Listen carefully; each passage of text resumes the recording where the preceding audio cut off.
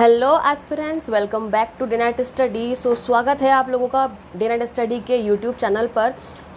आज से हम लोग स्टार्ट करने वाले हैं एक सीरीज़ जिसमें आपको सब्जेक्ट वाइज, मतलब आपके बीकॉम एंट्रेंस एग्जाम में मेनली 5 सब्जेक्ट्स होते हैं: micro, macro, money and banking, accountancy and business studies. तो इन पांचों सब्जेक्ट्स के या पांचों यूनिट्स की हम बात करें तो मोर देन 100 MCQs जो है हम करने वाले हैं इन सर्वल पार्ट्स। ठीक है, अब यहाँ पर हम कैसे पढ़ाई करेंगे, क्योंकि देखो सबसे सही तरीका क्या होता है कि भाई आपने एक क्वेश्चन किया, उसके 4 ऑप्शन हैं, उन चारों ऑप्शन के रिगार्डिंग जो जो क्वेश्चन बन सकते हैं वो भी आपको यहाँ पर करवाए जाएंगे। ठीक है, हर सब्जेक्ट के 100+ MCQs तो हैं ही, प्लस उसके रिगार्डिंग या उससे रिलेटेड जो और MCQs बन सकते हैं उसके बारे में भी हम बात करेंगे।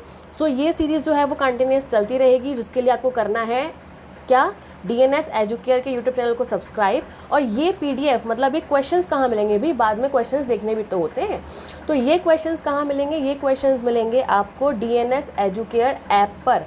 मतलब वहाँ पर फ्री कंटेंट का जो पोर्शन है वहाँ पर आपको DNS एजुकेयर ऐप पर फ्री कंटेंट का जो पोर्शन है वहाँ पर आपको इसकी PDF मिल जाएगी। ठीक है, ये ऐसा नहीं है कि सीरीज से हर सब्जेक्ट का फर्स्ट पार्ट देन हर सब्जेक्ट का second part, this is our plan to execute these MCQs practices. ठीक है, करते हैं हम स्टार्ट विदाउट एनी देरी।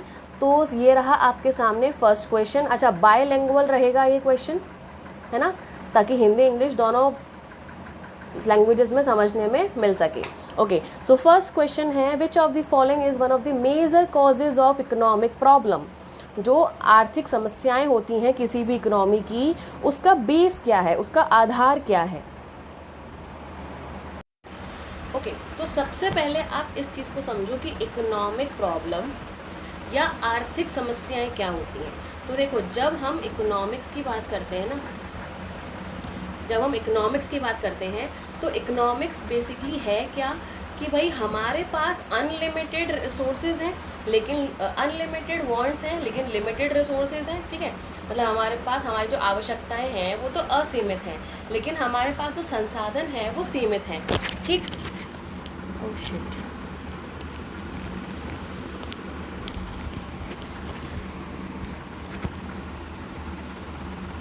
आई am so sorry, the mic was not attach. तो देखो, इकोनॉमिक्स की जब हम बात कर रहे हैं तो इकोनॉमिक्स का मतलब हम क्या है, इकोनॉमिक्स में हम किस चीज़ की स्टडी करते हैं कि भाई हमारे पास वांट्स जो हैं हमारी वो तो अनलिमिटेड हैं, लेकिन हमारे पास उसको पूरा करने के लिए जो रिसोर्सेज हैं वो लिमिटेड हैं। मतलब हमारे जो इच्छाएं हैं, जो आवश्यकताएं हैं वो असीमित हैं, लेकिन हमारे उसको पूरा करने के लिए संसाधन हैं वो सीमित हैं। और उन संसाधनों के अनेक प्रयोग हैं, मतलब the resources have alternative uses, मतलब बहुत सारे यूज़ हैं उस रिसोर्स के। तो मेन प्रॉब्लम हमारे यहाँ क्या आती है, किसी भी इकोनॉमी में किसी भी चीज़ को लेकर मेन प्रॉब्लम क्या होती है, द प्रॉब्लम ऑफ चॉइस। ठीक है, द प्रॉब्लम ऑफ चॉइस कि भाई जो रिसोर्सेज हमारे पास लिमिटेड हैं उनको हम कैसे प्रयोग करें कि भाई जो हमारी असीमित आवश्यकताएं हैं या अनलिमिटेड वांट्स हैं उसको पूरा करने के बाद हम खुद के लिए मैक्सिमम सेटिस्फेक्शन गेन कर पाएँ। ठीक है, तो मेन प्रॉब्लम क्या है, प्रॉब्लम ऑफ चॉइस। ठीक है, अब क्यों होती हैं ये प्रॉब्लम्स। अच्छा, ये प्रॉब्लम होती क्या क्या है, what to produce, how to produce, for whom to produce. ठीक है, बेसिकली हमारे पास 3 रीज़न है इकोनॉमिक प्रॉब्लम्स क्रिएट होने के कि भाई जो हमारे पास रिसोर्सेज हैं वो तो लिमिटेड हैं, लेकिन हमारी जो वांट्स हैं, हमारी जो आवश्यकताएं हैं वो असीमित हैं, अनलिमिटेड हैं। और उन जो रिसोर्सेज जो संसाधन है उसके अनेक प्रयोग हैं, उसके अल्टरनेटिव यूजेस हैं। ठीक, तो इस वजह से कि उन रिसोर्सेज को हम कहाँ पर यूज़ करें, तो चॉइस करने की प्रॉब्लम आती है। और ये प्रॉब्लम हम 3 कैटेगरीज में पढ़ते हैं, what to produce, how to produce, for whom to produce. What to produce, क्या बनाया जाए, हाउ टू प्रोड्यूस, कैसे उत्पादन किया जाए, और फॉर whom टू प्रोड्यूस, किसके लिए उत्पादन किया जाए।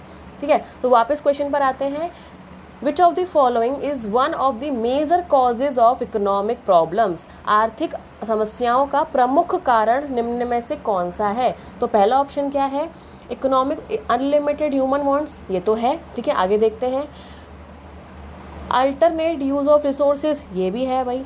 ठीक है, और स्कैरसिटी ऑफ इकोनॉमिक रिसोर्सेज, मतलब स्कैरसिटी का मतलब होता है कमी, संसाधनों की कमी। ठीक है, तो ये तीनों ही रीज़न हैं इकोनॉमिक प्रॉब्लम्स क्रिएट होने के। तो all of the above will be the answer, उपयुक्त के सभी या ऊपर के सभी will be the answer. Okay, this is your second question. मैं खुद को थोड़ा सा हटा लेती हूँ। ठीक है, देखो this is your second question. Which of the following statements about the production possibility curve is accurate? अच्छा, प्रोडक्शन पॉसिबिलिटी कर्व क्या है भाई, या उत्पादन संभावना वक्र क्या है? तो देखो, प्रोडक्शन पॉसिबिलिटी कर्व, जिसको हम शॉर्ट फॉर्म में PPC बोलते हैं या PPF भी बोलते हैं, प्रोडक्शन पॉसिबिलिटी फ्रंटायर, ठीक है, हिंदी में भी फ्रंटायर ही बोलते हैं, उत्पादन संभावना फ्रंटायर। ये होता क्या है? तो देखो, PPC, देखो नाम से क्लियर है, प्रोडक्शन पॉसिबिलिटी, मतलब हमारे पास जो रिसोर्सेज अवेलेबल हैं, हमारे पास जो संसाधन अवेलेबल हैं, उससे हमारे लिए कितना प्रोडक्शन पॉसिबल है, मतलब जो संसाधन हमारे पास अवेलेबल हैं उससे हम कितना उत्पाद कर सकते हैं, कितने उत्पादन की संभावना है। तो जब प्रोडक्शन की पॉसिबिलिटी को, मतलब हमारे पास जो रिसोर्सेज अवेलेबल हैं उनके द्वारा हम किन दो वस्तुओं की कौन कौन से कॉम्बिनेशन को प्रोड्यूस कर सकते हैं, उसको हम बोलते हैं प्रोडक्शन। और इस चीज़ को जब ग्राफिकल वे में प्रेजेंट किया जाता है तो उसको हम बोलते हैं प्रोडक्शन पॉसिबिलिटी कर्व या प्रोडक्शन पॉसिबिलिटी फ्रंटायर। ठीक है, तो ये कुछ दिखने में आपका इस तरह से बनता है। ठीक है, इसके रीज़न हम अभी बात करेंगे। ठीक है, इस तरह से बनता है। तो ये, अब देखो, एक चीज़ आपने ध्यान रखनी है कि भाई इकोनॉमिक्स में जब भी कुछ बढ़ता है तो वो राइट साइड बढ़ता है। ठीक है, चाहे वो PPC हो, चाहे वो आपका डिमांड हो, कॉस्ट हो, प्रोडक्शन हो, यूटिलिटी हो, कुछ भी हो, जब भी वो बढ़ेगा तो कर्व जो है वो राइट साइड शिफ्ट होगा। मतलब जब हमारे पास रिसोर्सेज बढ़ जाते हैं तो PPC राइट साइड शिफ्ट हो जाता है, और जब रिसोर्सेज कम हो जाते हैं या डैमेज हो जाते हैं, वॉर हो जाती है, डिज़ास्टर आ जाता है, तो ये लेफ़्ट साइड बढ़ जाता है। ठीक है, तो अब इसी चीज़ को लेकर आपसे क्वेश्चन पूछा गया है कि PPC के बारे में कौन सा जो स्टेटमेंट है वो सही है। ठीक है, तो पहला स्टेटमेंट क्या दिया हुआ है, the main reason of rightward shift of the production possibility curve is war. ना भाई, अगर हम वॉर होगी तो रिसोर्सेज तो कम हो जाएंगे ना, कम होने का मतलब लेफ्ट जाएगा, तो ये तो गलत है। ठीक है, next, the main reason for the rightward shift of the production possibility curve is migration. क्यों भाई, एक जगह से दूसरी जगह हम कोई चला जाएगा तो हमारे लेबर रिसोर्सेज या कुछ रिसोर्सेज कम ही हो जाएंगे ना, तो राइट शिफ्ट नहीं होगा भाई, लेफ़्ट शिफ्ट होगा। ठीक है, तो ये भी गलत है, ये भी गलत है। ठीक, the main reason for the rightward shift, भले राइटवर्ड के पीछे पड़ गए हैं भाई, राइटवर्ड शिफ्ट और production possibility curve is skill development programmes. ये हो सकता है क्योंकि भाई जब स्किल डेवलप होंगी तो एक तरह से हमारे यहाँ जो ह्यूमन रिसोर्सेज हैं वो बढ़ जाएंगे ना, तो ये हो सकता है। लेकिन फोर्थ ऑप्शन और देखेंगे हम, the main reason for rightward shift of the production possibility curve is natural disasters. ना भाई, नेचुरल डिज़ास्टर अगर आ जाएगी, प्राकृतिक आपदाएं आ जाएंगी तो लेफ़्ट की तरफ शिफ्ट होगा भाई।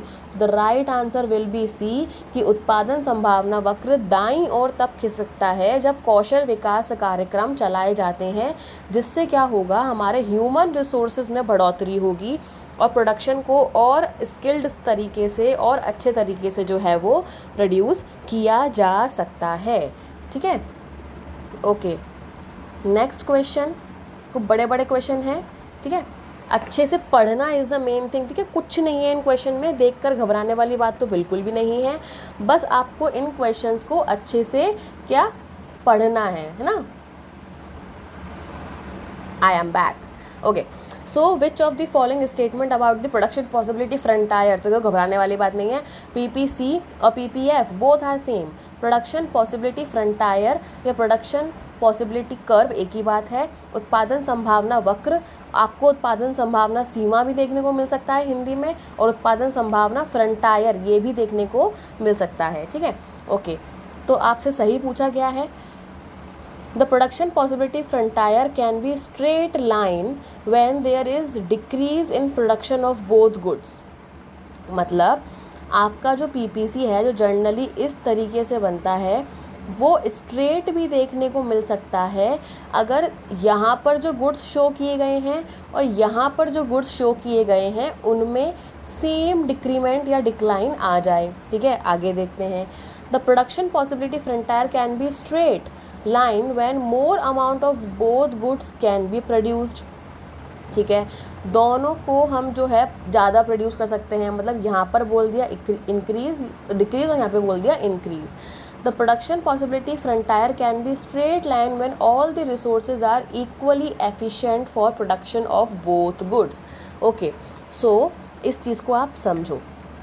देखो, ये हमारा प्रोडक्शन पॉसिबिलिटी कर्व है। ठीक है, सपोज़ यहाँ पर हम एप्पल एंड ऑरेंजेस के जो हैं वो कॉम्बिनेशन देख रहे हैं कि भाई इतना एप्पल तो इतना ऑरेंज। एप्पल कम करना पड़ेगा अगर हमें ऑरेंज बढ़ाना है प्रोडक्शन के लिए, क्योंकि ये हमारा एक तरह से लिमिट है ना। अब क्या होता है, ये इस तरह से कर्व में क्यों होता है, तो इसका रीज़न होता है MRT या increasing MRT, marginal rate of transformation या हस्तांतरण की सीमांत दर। ठीक है, हस्तांतरण की सीमांत दर। तो बेसिकली हमें ऑरेंज की 1 यूनिट बढ़ाने के लिए एप्पल की 1 यूनिट छोड़नी पड़ेगी। फिर ऑरेंज की अगर 1 और यूनिट बढ़ानी है तो एप्पल की 1 से ज़्यादा, सपोज़ 2 यूनिट छोड़नी पड़ेगी। तो जितना हम सेक्रीफाइस कर रहे हैं दूसरी चीज़ के यूनिट को इंक्रीज़ करने के लिए, उसको हम बोलते हैं MRT या मार्जिनल रेट ऑफ ट्रांसफॉर्मेशन, या हम हिंदी में इसको बोलते हैं हस्तांतरण की सीमांत दर।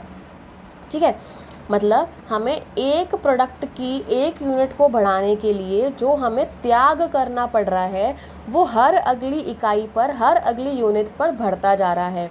मतलब पहले 1 यूनिट ऑरेंज के लिए 1 यूनिट एप्पल छोड़ना पड़ा, फिर 1 और यूनिट अगर ऑरेंज की बढ़ाई तो हमें 3 यूनिट छोड़नी पड़ी, फिर हमने 1 और ऑरेंज की यूनिट बढ़ाई तो हमें 5 यूनिट छोड़नी पड़ी। सो बेसिकली जो त्याग हो रहा है वो हर यूनिट के साथ में बढ़ता जा रहा है, उसको हम बोलते हैं इंक्रीजिंग MRT। अगर ये घटता जाता तो ये क्या होता, ये होता आपका डिक्रीजिंग MRT। ठीक है, तब आपका कर्व कुछ इस तरह से बनता है, लेकिन उसके बारे में हम बाद में बात करेंगे। अभी हम बात कर रहे हैं स्ट्रेट के बारे में। स्ट्रेट कब होगा, क्यों भाई, देखो MRT जब इंक्रीजिंग है तो ऐसा हो रहा है, MRT डिक्रीजिंग होगी तो ऐसा बनेगा। लेकिन MRT कांस्टेंट रहे तो, MRT कांस्टेंट रहे तो मतलब अगर हमें ऑरेंज की जो 1 यूनिट बढ़ानी है उसके लिए हर बार बराबर एप्पल की यूनिट को त्यागना पड़े। ऐसा नहीं हो कि भाई पहली बार तो हम 2 त्याग रहे हैं तो फिर दूसरी बार में 3 और त्याग रहे हैं, तीसरी बार में 5 और त्याग रहे हैं। नहीं, MRT या त्याग की जो दर है वो जो है बढ़ती जा रही है, तब तो ऐसा कर्व बनेगा। लेकिन जब MRT कांस्टेंट है तब स्ट्रेट कर्व बनता है। ठीक है, तो इसका आंसर हो जाएगा आपका C। The production possibility frontier will be straight line when the all resources are equally efficient. मतलब चाहे हम एप्पल बना रहे हैं चाहे हम ऑरेंज प्रोड्यूस कर रहे हैं, दोनों के लिए रिसोर्सेज सेम तरीके से काम करेंगे। इसका मतलब है जो MRT रहेगा वो कांस्टेंट रहेगा। तो इससे आपका इस तरह का क्वेश्चन भी बन सकता है कि why production possibility frontier can be a straight line. मतलब जो उत्पादन सीमा वक्र है वो एक सीधी रेखा कब हो सकता है, जब MRT कांस्टेंट हो, इंक्रीजिंग हो, डिक्रीजिंग हो। तो आंसर विल बी कांस्टेंट। ठीक है, ये होता है कन्वेक्स और ये होता है कनकेव। ठीक है, तो कन्वेक्स कब बनेगा, जब इंक्रीजिंग MRT हो, और कनकेव कब, सॉरी डिक्रीजिंग MRT हो, डिक्रीजिंग। और कनकेव कब बनेगा, देखो यहाँ से ये जो ओरिजिन है ना, ओरिजिन से कनकेव या कन्वेक्स होता है, तो ये एक केव की तरह है ना, तो इसको ऐसे बताओ कनकेव। कनकेव कब बनेगा, जब इंक्रीजिंग MRT हो। ठीक है, अभी हम प्रोडक्शन की बात कर रहे हैं तो MRT होगा, जब हम कंजम्पशन की बात करेंगे तो MRS होगा, मार्जिनल रेट ऑफ सब्स्टिट्यूशन। ठीक है, तो आई होप ये क्वेश्चन समझ में आ गया होगा। तो आंसर हो जाएगा उत्पादन संभावना वक्र एक सीधी रेखा तब होता है जब जो संसाधन है वो दोनों वस्तुओं के लिए बराबर कुशल हों या समान रूप से कुशल हों। ठीक है, did we skip? No, 1, 2 and 3. Now the fourth question is there. Which of the statement about the marginal cost? अब देखो marginal cost क्या है भाई? ओके, जब देखो ऑप्शंस में ना आपको PPC से रिगार्डिंग पूछा गया है, तो यहाँ पर जो मार्जिनल कॉस्ट दी गई है उसका मतलब है MRT। ठीक है, अभी डिस्कस कर रहे थे और क्वेश्चन भी आ गया। ठीक है, मार्जिनल कॉस्ट लेकिन किसके रिगार्डिंग पूछा गया है? PPC के रिगार्डिंग। तो PPC के लिए मार्जिनल कॉस्ट क्या होगी? MRT। ठीक है, सीमांत लागत क्या होगा? ये MRT। ठीक है, तो उसके हिसाब से आपको काम करना है। With when there is increasing marginal cost, the production possibility curve is concave। Increase में कनकेव, इंक्रीज में ऐसा बनता है क्या? बनता है। ठीक है, next, when this is increasing the marginal cost, increasing in the marginal cost, PPC is convex। Increasing में ऐसा बनता है क्या? कन्वेक्स नहीं, ऐसा नहीं बनता है। तो तीसरा क्या पूछा है? when there is increase in the marginal cost, the production possibility curve is similar to the origin। similar to the origin मतलब straight line, ऐसा होता है क्या? मतलब जब हमारी MRT या मार्जिनल कॉस्ट इंक्रीजिंग है तब जो उत्पादन संभावना वक्र है वो मूल बिंदु की तरफ नतोत्तर होगा। ठीक है, या उत्तल होगा या समान होगा, मतलब स्ट्रेट सीधी लाइन होगा, या नन ऑफ द अबव। तो अभी हमने ऊपर पढ़ा था कि जब इंक्रीजिंग होती है तो कनकेव बनता है या नतोदर बनता है, जब डिक्रीजिंग होती है तो कन्वेक्स बनता है मतलब उत्तल बनता है, और जब समान होती है या सीधी होती है तब वो सीधी रेखा में बनता है। ठीक है, तो ट्रू कौन सा है? True is a. ठीक है, कि भाई जब उत्पादन सीमांत लागत में वृद्धि होती है तो उत्पादन संभावना वक्र मूल बिंदु, ये आपका होता है मूल बिंदु की तरफ जो है वो नतोदर होता है या कनकेव होता है। ठीक है, तो आई होप इस क्वेश्चन में कोई गड़बड़ नहीं हुई होगी क्योंकि हमने अभी पढ़ा था। ओके, ये क्वेश्चन थोड़ा सा बट गया है, पहले आप इंग्लिश में देख लो फिर हम हिंदी में देख लेंगे। ठीक है, okay, which of the following statement is about the economy is correct. Economy क्या होती है पहले तो आप ये समझो कि भाई इकोनॉमिक्स तो समझ ली, इकोनॉमी क्या होती है। तो देखो, आपके घर की भी इकोनॉमी हो सकती है, आपके कॉलोनी की भी हो सकती है, आपके शहर की, गांव की, स्टेट की, कंट्री की, वर्ल्ड की, किसी की भी इकोनॉमी के बारे में हम लोग बात कर रहे हो सकते हैं। ठीक है, तो इकोनॉमी बेसिकली एक सोशल स्ट्रक्चर है कि भाई वहाँ के एरिया के लोग किस तरह से जो है वो अर्निंग कर रहे हैं। ठीक, तो यहाँ पर इकोनॉमी या इकोनॉमी का मतलब इसको हम हिंदी में बोलते हैं अर्थव्यवस्था, कि भाई अर्थ की क्या व्यवस्था है। अर्थ का मतलब होता है मनी, कि भाई मनी की व्यवस्था कहाँ से हो रही है, अर्थ की व्यवस्था कहाँ से हो रही है, इकोनॉमी में पैसा कहाँ से आ रहा है। इसलिए हम पहले क्या बोलते थे, that India is an agriculture based economy. क्यों? क्योंकि यहाँ पर एग्रीकल्चर बहुत होता था, लेकिन अब नहीं है। अब जो है वो ज़्यादातर क्या होता है, सर्विस सेक्टर से हमारी जो है वो कंट्री में पैसा आ रहा है। तो अब हम बोलते हैं India is an service sector based economy. ठीक, तो इकोनॉमी सोशल स्ट्रक्चर है कि भाई उस एरिया के लोग अपनी लिवलीहुड चलाने के लिए, अपनी आजीविका चलाने के लिए कहाँ से अर्न कर रहे हैं, पैसा कहाँ से आ रहा है। ठीक है, तो देखो, an economy is a system that helps in production of goods and also enables people to earn living। मतलब एक स्ट्रक्चर है जो प्रोडक्शन ऑफ गुड्स एंड लोगों को रहने के लिए हेल्प करता है। ठीक है, सेकंड ऑप्शन है an economy is a system that helps in the production of services and also enable people to earn in living. मतलब ऊपर से बस इसको चेंज कर दिया है, यहाँ पर गुड्स और था कि भाई इकोनॉमी जो है एक ऐसा सिस्टम है जहाँ पर गुड्स को प्रोडक्शन में हेल्प मिलती है और लोग जो हैं अपनी आजीविका अर्न करते हैं, और नीचे आ गया सर्विसेज को प्रोडक्शन करने में हेल्प मिलती है और लोग अपनी आजीविका अर्न करते हैं। ठीक है, तो both A and B will be the answer कि भाई इकोनॉमी एक ऐसा सोशल स्ट्रक्चर है जहाँ पर लोग प्रोडक्शन कर रहे हैं गुड्स एंड सर्विसेज का, एंड लोग जो हैं किस तरह से अपनी आजीविका कमा रहे हैं। ठीक है, सो आंसर हो जाएगा। हिंदी में आप इस क्वेश्चन को एक बार देख लें कि अर्थव्यवस्था क्या है, एक ऐसी प्रणाली है जो वस्तुओं एवं सेवाओं के उत्पादन में मदद करती है और लोगों की जीविकोपार्जन करने में सक्षम बनाती है। बोथ ए एंड बी दोनों सही हैं। ठीक है, okay. Next question, which of the following statement reflects the correct situation related to allocation of resources, कि भाई एलोकेशन ऑफ रिसोर्सेज के रिगार्डिंग किस स्टेटमेंट को आप सही मानेंगे, या जो हमारे पास संसाधन है जो लिमिटेड है, वॉन्ट्स हैं जो अनलिमिटेड हैं, तो हम जो संसाधन है उसको ऐसी तरीके से लगाते हैं कि हमें मैक्सिमम सेटिस्फेक्शन मिल सके। ठीक है, और इसको हम किसके थ्रू करते हैं, इकोनॉमिक प्रॉब्लम्स के through, what to produce, how to produce, for whom to produce. तो यहाँ पर ऑप्शन देख लेते हैं। Allocation of resources comes under the causes of economic problem. भाई कॉजेज नहीं है, लेकिन कॉजेज क्या क्या हैं, कॉजेज हैं आपके unlimited wants, limited resources and alternate uses of resources. ठीक है, ये तो कॉजेज हैं इकोनॉमिक प्रॉब्लम के। ठीक है, okay. Allocation of resources comes under the causes of opportunity cost. Opportunity cost क्या होती है कि भाई एक अपॉर्चुनिटी को सिलेक्ट करने के लिए जो हमने दूसरी अपॉर्चुनिटी नहीं सिलेक्ट करी उसकी कॉस्ट। ठीक है, तो ये एलोकेशन ऑफ रिसोर्सेज के अंदर नहीं आएगा। Next, allocation of resources comes under causes of central problems, जो केंद्रीय समस्याएं हैं उसके अंडर आता है, अभी बात कर लेंगे। ठीक है, allocation of resources comes under causes of marginal demand. भाई मार्जिनल डिमांड की यहाँ पे कोई बात नहीं है।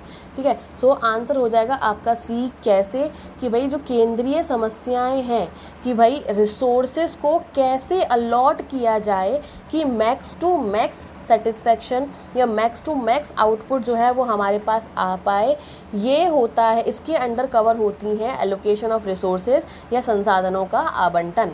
ठीक है, okay. Next question, which of the following conclusion is true about the statement rich people should be taxed more. मतलब अमीर लोगों पर अधिक कर लगाया जाए, इस स्टेटमेंट को कौन सा स्टेटमेंट जो है वो कवर कर रहा है।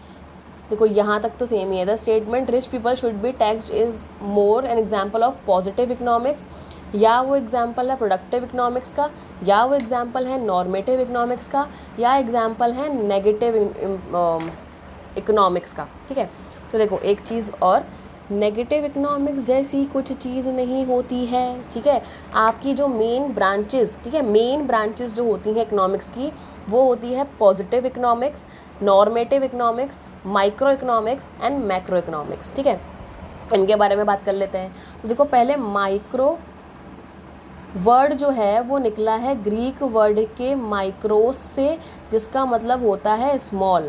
मतलब जब हम स्मॉल लेवल की स्टडी कर रहे हैं, एक इंडिविजुअल की स्टडी कर रहे हैं, एक पर्सन की, एक इंडस्ट्री की, एक फर्म की, एक एरिया की, तो वो हो जाता है, वो आता है माइक्रो इकोनॉमिक्स के अंदर। ठीक है, अगर हम बात करें मैक्रो इकोनॉमिक्स की, तो ये वर्ड भी ग्रीक वर्ड्स के ही मैक्रोस से आया है, जिसका मतलब होता है लार्ज। ठीक है, मतलब जब हम लार्ज एरिया की बात कर रहे हैं, एक कंट्री की बात कर रहे हैं, पूरे वर्ल्ड की बात कर रहे हैं, हम एक पर्सन की सेविंग्स की बात ना करके पूरी कंट्री में होने वाली सेविंग्स की बात कर रहे हैं, एक पर्सन की डिमांड की बात ना करके पूरी कंट्री के एग्रीगेट डिमांड की बात कर रहे हैं, तो वो आ जाता है मैक्रो इकोनॉमिक्स के अंदर। ठीक है, और मैक्रो इकोनॉमिक्स में एग्रीगेट लेवल पर बात होती है। अब बचा पॉजिटिव एंड नॉर्मेटिव। पॉजिटिव में बात होती है फैक्ट्स की, कि भाई क्या था, क्या है और क्या होना, क्या होगा। मतलब पॉपुलेशन इतनी थी, अभी इतनी हो गई है और इतनी हो जाएगी। ठीक है, जब हम फैक्ट्स के बेस पर बात करते हैं, ठीक है, जब हम फैक्ट्स के बेस पर बात करते हैं, हम डेटा के बेस पर बात करते हैं, तब हम बात कर रहे होते हैं अंडर द पॉजिटिव इकोनॉमिक्स। ठीक है, और नॉर्मेटिव इकोनॉमिक्स के अंदर आता है क्या? ओपिनियंस। नॉर्मेटिव इकोनॉमिक्स के अंदर आता है ओपिनियंस, मतलब कैसा होना चाहिए। जो बड़े बड़े अर्थशास्त्री होते हैं, बड़े बड़े इकोनॉमिस्ट होते हैं, वो अपने ओपिनियन जहाँ देते हैं, that covers under normative economics. तो देखो यहाँ पर एक ओपिनियन ही तो है कि अमीर लोगों पर ज़्यादा टैक्स लगना चाहिए। ठीक है, तो पॉजिटिव इकोनॉमिक्स में हम पढ़ते हैं कि what was and what is, लेकिन नॉर्मेटिव इकोनॉमिक्स में हम पढ़ते हैं what should be and what ought to be. ठीक है, कि कैसा होना चाहिए। तो ये आएगा आपके नॉर्मेटिव या आदर्श आर्थिक विश्लेषण के अंदर। अब इसको आदर्श, देखो नाम से क्लियर है, आदर्श, जो एक आदर्श तौर पर होना चाहिए। ठीक है, okay, so the answer will be C. Next, which of the following statement reflects the actual relationship between marginal opportunity cost and production possibility frontier? तो देखो, पहली बात तो अपॉर्चुनिटी कॉस्ट क्या होती है ये समझो। आप लोगों ने कॉमर्स लिया, ठीक है, सपोज साइंस लेने से आपको 10 लाख का पैकेज मिलता स्टार्टिंग, समझ लो। ठीक है, ऐसा ज़रूरी नहीं है, ऐसा कुछ होता नहीं है, लेकिन कॉमर्स लेने से आपको जो पैकेज मिलेगा वो मिलेगा 9 लाख का। अंडर एस्टिमेट नहीं कर रही हूँ मैं कॉमर्स वालों को, बट एग्जाम्पल है। ठीक, तो आपने कॉमर्स लेने के लिए जो सेकंड बेस्ट ऑप्शन छोड़ दिया, उसकी जो कॉस्ट है वो होती है क्या? अपॉर्चुनिटी कॉस्ट या अवसर लागत, हिंदी में बोलते हैं अवसर लागत। ठीक है, अब मार्जिनल अपॉर्चुनिटी कॉस्ट क्या है? मतलब हर एक यूनिट को बढ़ाने के लिए जो हमने एक दूसरी चीज़ का त्याग कर दिया, जैसे ऑरेंज की एक यूनिट बढ़ाने के लिए जितनी यूनिट हमने एप्पल की छोड़ दी, वो होता है मार्जिनल अपॉर्चुनिटी कॉस्ट की। हर एक अगली यूनिट के लिए हमने दूसरी चीज़ का कितना यूनिट त्याग किया, वो होता है मार्जिनल अपॉर्चुनिटी कॉस्ट हर एक यूनिट का। कि भाई एक हम एप्पल की उगा रहे थे और ना 5 हम ऑरेंज की उगा रहे थे, एप्पल की 2 करने के लिए हमें ऑरेंज की 3 करनी पड़ गई, मतलब 2 का त्याग करना पड़ गया। तो एप्पल की दूसरी यूनिट की अपॉर्चुनिटी कॉस्ट हो जाएगी 2 ऑरेंजेस। ठीक है, एप्पल की सेकंड यूनिट की अपॉर्चुनिटी कॉस्ट हो जाएगी 2 ऑरेंजेस।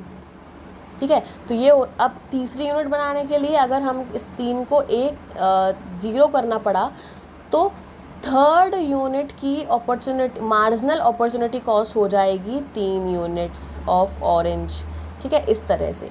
तो ये क्या बोल रहे हैं? When the marginal opportunity cost remains constant the PPF is a downward sloping straight. अच्छा, अब देखो, जो मार्जिनल अपॉर्चुनिटी कॉस्ट है उसको अब डायरेक्टली कनेक्टेड कर दो एमआरटी से, डायरेक्टली कनेक्टेड कर दो एमआरटी से।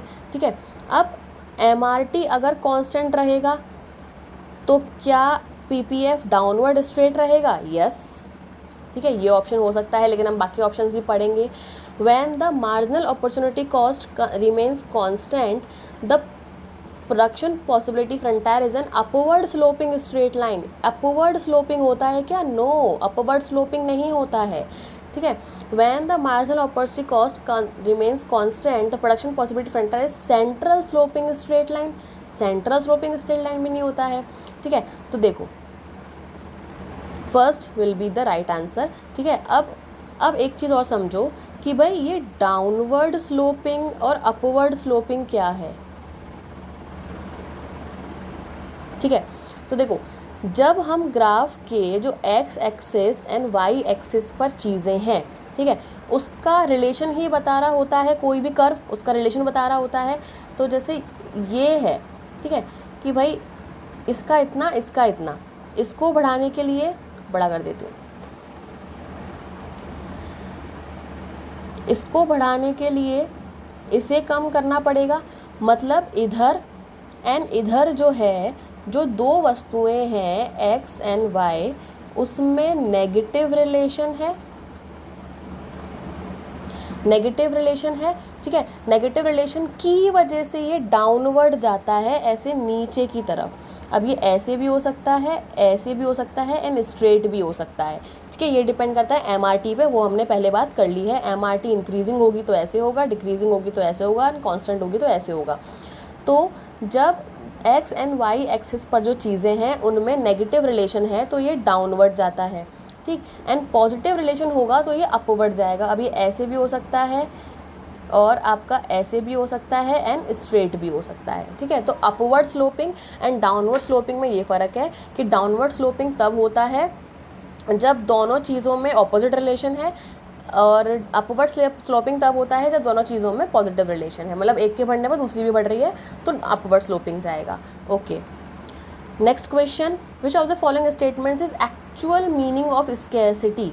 स्कैरसिटी का मतलब या कमी का मतलब, हिंदी में इसको हम बोलते हैं दुर्लभता या कमी, मतलब आवश्यकता से कम होना, ठीक है। तो उसका मतलब क्या है, the actual meaning of scarcity is there is an increase in resources. भाई दुर्लभ चीज़ है, इंक्रीज कहाँ से होगी, no. There is shortage of resources, ये हो सकता है। Scarcity is that there is no change, भाई नो चेंज की यहाँ पे कोई बात ही नहीं है। So the answer will be low storage है, शॉर्टेज है, ठीक है, मतलब कमी है। वास्तविक अर्थ ये है कि जितने संसाधन की हमें आवश्यकता है उससे कम संसाधन हमारे पास हैं, ठीक है। चलो आगे बढ़ते हैं। विच of the following statement about the production possibility curve is true. तो देखो मैंने ना लाइन से लिया है कि भाई स्टार्टिंग का जो पोर्शन है इंट्रोडक्शन पोर्शन, जिसमें आपका आता है इकोनॉमिक्स का मीनिंग, इकोनॉमी का मीनिंग, ठीक है, और आपका PPC अपॉर्चुनिटी कॉस्ट, ये क्वेश्चन पहले हैं, फिर आएगा यूटिलिटी, फिर आएगा डिमांड, फिर आएंगे मार्केट्स, इस तरह से, ठीक है। सो PPC के रिगार्डिंग कौन सा चीज़ है, if the point falls inside the production. अच्छा ये चीज़ और समझ लो, ये जो हमारा प्रोडक्शन पॉसिबिलिटी कर्व है ये हमारी मैक्सिमम लिमिट बताता है कि हम कितना प्रोडक्शन कर सकते हैं किन्हीं दो चीज़ों का। यहाँ पर इसके ऊपर जो पॉइंट लाए करते हैं ना, ओके, इसके ऊपर जो पॉइंट लाए करते हैं ना, वो पॉइंट है कि हमने अपने रिसोर्सेज को पूरी अच्छी तरह से यूज़ कर लिया है और ये हमारी मैक्सिमम लिमिट है, इससे ज़्यादा हम प्रोडक्शन नहीं कर सकते। इसके अंदर जो पॉइंट लाए करते हैं इसका मतलब है हम और यूज़ कर सकते थे, मतलब अंडर यूटिलाइजेशन है, अंडर यूटिलाइजेशन है। इसके बाहर जो पॉइंट है वो अनअटेनेबल है, मतलब हम उसको अटेन ही नहीं कर सकते, हम उसको पहुंच ही नहीं सकते वहाँ तक, क्योंकि हमारे प्रोडक्शन की लिमिट से बाहर है वो, ठीक है। ये वाले पॉइंट तो अटेनेबल है क्योंकि हमारे प्रोडक्शन की लिमिट के अंदर है, लेकिन ये वाले पॉइंट अनअटेनेबल है क्योंकि वो हमारे प्रोडक्शन की लिमिट से बाहर है, हमारे रिसोर्सेज की लिमिट से बाहर हैं। तो it falls inside the PPC, it indicates that resources are over utilised. मतलब जब कोई पॉइंट PPC के अंदर है तो ओवर यूटिलाइज किया हुआ है क्या, नहीं, अंडर यूटिलाइज किया हुआ है, तो ये गलत है। अंडर यूटिलाइज होता तो सही होता। Inside it means resources are under utilised, भाई ये सही हो सकता है, आगे देखते हैं। If points falls inside the production possibility curve indicates that there is adequate employment in the economy. भाई जब हमने अपने प्रोडक्शन लिमिट से कम काम कर रहे हैं तो सारा एम्प्लॉयमेंट लगा ही नहीं सकते। जब हम अच्छे से काम करेंगे, सारे रिसोर्सेज को काम करेंगे, तब एक प्रॉपर एम्प्लॉयमेंट आएगा, ठीक है। Okay, if a point falls inside the PPC it indicates that there is inadequate employment in the economy, ये भी सही हो सकता है। ओके, सो आई थिंक इसमें कुछ गड़बड़ है क्वेश्चन में। B and D both are correct, क्योंकि भाई प्रोडक्शन पॉसिबिलिटी कर्व के अंदर कोई पॉइंट है, मतलब ना तो हमने अपने रिसोर्सेज को अच्छे से यूटिलाइज़ किया हुआ है और ना ही जो एम्प्लॉयमेंट है वो पूरा है, एडुकेट है, ठीक है, क्योंकि और भी संभावना अभी है, ठीक है। Okay, next point, sign of free economy. अच्छा, फ्री इकोनॉमी को हम आज़ाद इकोनॉमी नहीं कहते हैं, मुक्त अर्थव्यवस्था कहते हैं, मुक्त अर्थव्यवस्था, ठीक है। अब जो इकोनॉमी होती है या अर्थव्यवस्था होती है वो आपकी 3 तरीके की होती है, ठीक। एक होती है मुक्त या फ्री, एक होती है सेंट्रल या केंद्रीय, और एक होती है मिक्स्ड या मिश्रित, ठीक है। अब जो फ्री अर्थव्यवस्था है उसमें मोस्ट ऑफ द रिसोर्सेज मतलब सारे उद्योग धंधे, सारे संसाधन जो हैं वो प्राइवेट सेक्टर के हाथ में होते हैं, ठीक है। गवर्नमेंट का रोल बहुत माइनर सा होता है कि भाई टैक्स लो और अपना राज्य चलाओ, ठीक है। उसको बिजनेस में, उद्योग धंधों में इंटरफेयर करने का कुछ नहीं होता। केंद्रीय में या सेंट्रल में सब कुछ गवर्नमेंट के हाथ में होता है, प्राइवेट सेक्टर के हाथ में कुछ नहीं होता। देखो फ्री इकनॉमी आपको देखने को मिल जाएगी यूएसए में, केंद्रीय इकनॉमी देखने को मिल जाएगी चाइना में। मिक्स्ड इकनॉमी होती है इन दोनों का मिक्सचर कि भाई इसमें प्राइवेट एंड पब्लिक दोनों सेक्टर मिलकर काम करते हैं। ये देखने को मिल जाएगी आपको कहाँ पर, अपने महान भारत में, ठीक है। सो आपसे पूछा गया है फ्री इकनॉमी का, फ्री इकनॉमी में प्राइस रेगुलेट किए जाते हैं, प्राइस डिसाइड किए जाते हैं? नो, ये सेंट्रल में होता है कि भाई सेंट्रल अथॉरिटी या गवर्नमेंट जो है रेगुलेट करती है। Price are partially regulated? No, ये होता है मिक्स्ड में, जहाँ पर प्राइवेट सेक्टर वाला गवर्नमेंट करती है, प्राइवेट सेक्टर वाला नहीं करती है। The prices are determined with the help of forces and demand and supply, yes, जिसको हम मार्केट फोर्सेस बोलते हैं।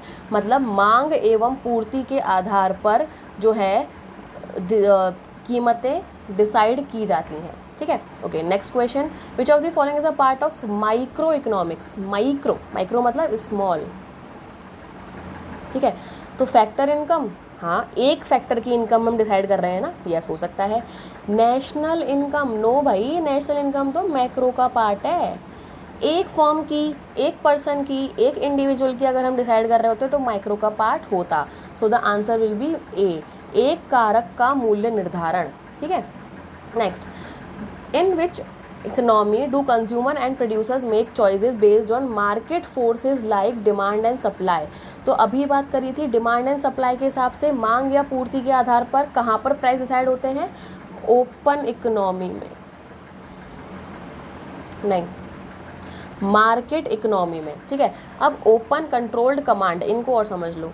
ओपन इकोनॉमी का मतलब होता है जहाँ पर import and export easily available हो। मतलब हमारी इकोनॉमी 1991 के पहले जो थी वो क्लोज्ड इकोनॉमी थी, मतलब इंपोर्ट एक्सपोर्ट जो है वो फ्री नहीं था, उसमें बहुत सारी रेगुलेशंस थी, बहुत सी चीज़ें थी। एंड ओपन इकोनॉमी का मतलब है कि हम बाहर के देशों से लेन देन कर सकते हैं, ठीक है। कंट्रोल्ड इकोनॉमी, जिसको हम सेंट्रल इकोनॉमी भी कहते हैं, जहाँ पर सब कुछ गवर्नमेंट के हाथ में है। कमांड इकोनॉमी, जहाँ है तो प्राइवेट सेक्टर है तो सही, लेकिन फिर भी वो सिर्फ गवर्नमेंट के कमांड पर ही काम करता है। तो मांग एवं पूर्ति के आधार पर कौन सी अर्थव्यवस्था में जो प्राइस डिसाइड होते हैं? बाजार अर्थव्यवस्था में, ठीक है। खुली अर्थव्यवस्था क्या है? जहाँ पर आयात निर्यात या इम्पोर्ट एक्सपोर्ट अवेलेबल हैं, अलाउड हैं, ठीक है। नियंत्रित, जहाँ पर सब कुछ गवर्नमेंट के हाथ में है और प्राइस जो है वो गवर्नमेंट डिसाइड करती है या एक सेंट्रल अथॉरिटी डिसाइड करती है। Okay, next, the branch of economics that deals with the allocation of resources, resources के एलोकेशन से डील करती है इकोनोमेट्रिक्स, ठीक है, अर्थमिति। ओके, नेक्स्ट, आज हम करेंगे 15 क्वेश्चन, उसके बाद हम आगे ले लेंगे अगली वीडियो में, ठीक है। So micros word is derived means small, तो कौन सी वर्ड से लिया गया है? ग्रीक वर्ड से। और कौन से शब्द से लिया गया है? MIKROS, माइक्रोज, ग्रीक शब्द के माइक्रोज वर्ड से लिया गया है, जिसका मतलब होता है स्मॉल। और अगर मैक्रो पूछ लेता तो मैक्रो, अच्छा यहाँ पर गलत लिखा हुआ है, के आना चाहिए, ठीक है। मैक्रोज वर्ड से लिया गया है, जिसका मतलब होता है लार्ज। स्मॉल लेवल की स्टडी माइक्रोज, लार्ज लेवल की study macros. Okay, so I am ending this session now. I hope आज का सेशन बहुत अच्छा रहा होगा। कोई भी डाउट हो तो आप जो है पूछ सकते हैं इन आर कमेंट बॉक्स, ठीक है। आगे बहुत सारे क्वेश्चन हैं जो आपको अगली वीडियो में देखने को मिलेंगे। सेम वीडियोस नहीं, क्योंकि यहाँ पर तो हम MCQ करने वाले हैं। बेसिकली हम, अगर आप तैयारी कर रहे हैं बीकॉम के किसी भी यूनिवर्सिटी के एंट्रेंस एग्जाम की, सो आपकी प्रिपरेशन के लिए we are having this course on our DNS Educare app. The fees is only minor fees is this for the whole course, in which you will get recorded classes, ठीक है, live lectures of doubt clearing classes and will see if needed PDF notes जो कि bilingual रहेंगे, Hindi English दोनों में, ठीक है। सो क्योंकि हमने एक चीज़ ठानी है कि हाँ, आपके एग्ज़ाम की तैयारी है डीएनएस की जिम्मेदारी।